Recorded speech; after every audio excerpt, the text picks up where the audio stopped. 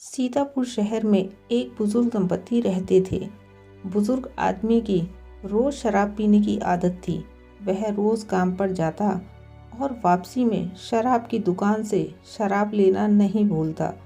पूरी बोतल खाली करके नशे में धुत गिरता पड़ता घर पहुंचता। उसकी पत्नी बहुत ही सीधे स्वभाव की महिला थी और अपने पति की आदत से वाकिफ थी। वह उसको साफ कपड़े पहनाती, जूते मोजे सब सलीके से रखती और गर्म खाना खिलाती।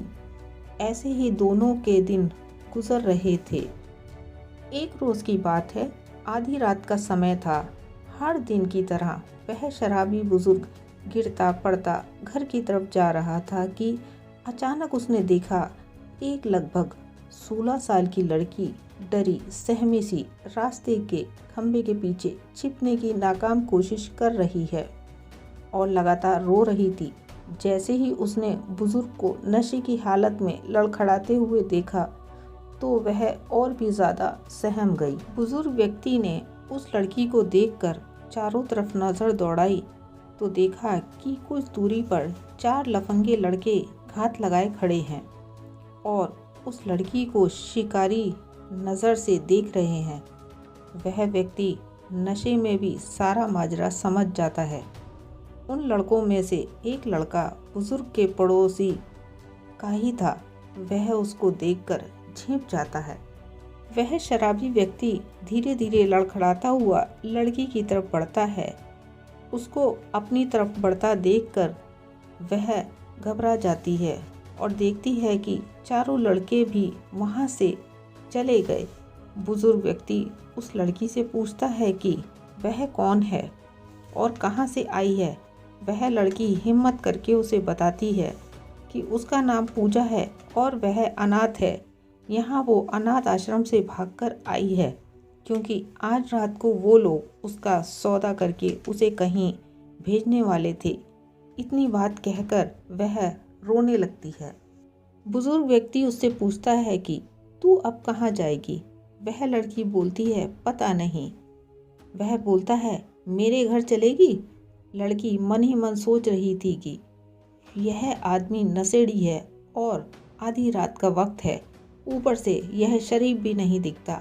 इसके मन में कई सवाल उठ रहे थे। इतने में वह बुजुर्ग कहता है कि आखिरी बार पूछ रहा हूँ, मेरे घर चलना है हमेशा के लिए या नहीं। वह लड़की अपनी बदनसीबी को अपना मुकद्दर मान बैठी और सब कुछ भगवान के भरोसे छोड़कर दबी जुबान में हाँ कर देती है। उस बुजुर्ग ने झट से उस लड़की का हाथ कसकर पकड़ लिया और लगभग 30 कदमों से उसे घसीटते हुए घर की तरफ बढ़ चला। वह नशे में इतना धुत था कि अच्छे से चल भी नहीं पा रहा था। किसी तरह अपने पुराने से घर के दरवाजे पर पहुंचता है और जोर जोर से कुंडी बजाता है। इतने में उसकी पत्नी दरवाज़ा खोलती है। इससे पहले वह कुछ बोल पाती, वह लड़की को खींचकर अंदर ले आता है और अपनी खाट पर पसर जाता है। लड़खड़ाती आवाज़ में पत्नी से कहता है, ले मैं बेटी ले आया हूँ, अब हम बे औलाद नहीं कहलाएंगे।